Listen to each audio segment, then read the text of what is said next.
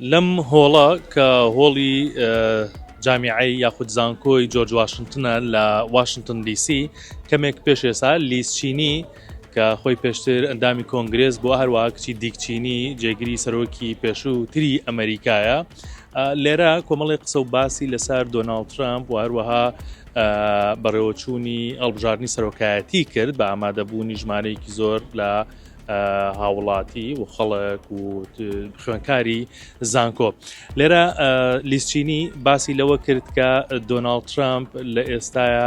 کۆمەڵی قسەی ناڕاست دەکات لە میدیاکانەوە و هەروەها لەگەڵ ئیلۆن مەسکە تۆڕی کۆمەڵایەتی ئکس بەکارەهێنن لەوێەوە هەواڵی ناڕاست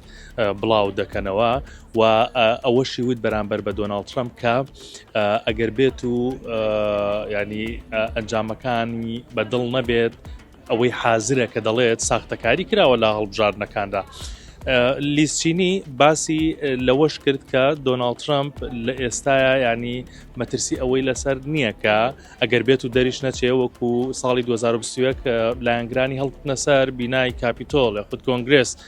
بۆیە بە هیچ شێوەیەک ئەموتی ئەو قسانەی کە دۆناڵد ترامپ دەیکەن دەربارەی لابردنی باج هیچ ڕاستیەکی تیادا نییە و خراپیشە بۆ گەلی ئەمریکا. من ئەمەوێ زانیاری ئەوتان پێ بدەم لیسچینی خۆی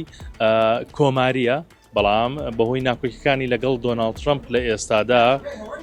کە لە ڕابردوو لە چەند ساڵی ڕابردووە ئەم ناکۆکیانە لەگەڵ دۆناڵد ترامپدا دروست بووە لە نێوانیان ئێستا پشتگیری کامەلا هاریسی کاندیدی دیموکراتەکان دەکات و دەڵێت سیاستەکانی ئەو باشترە بۆ ئەمریکا. You guys can make a difference both in your votes and in your activism and your participation in our process, and we need you involved. And I mean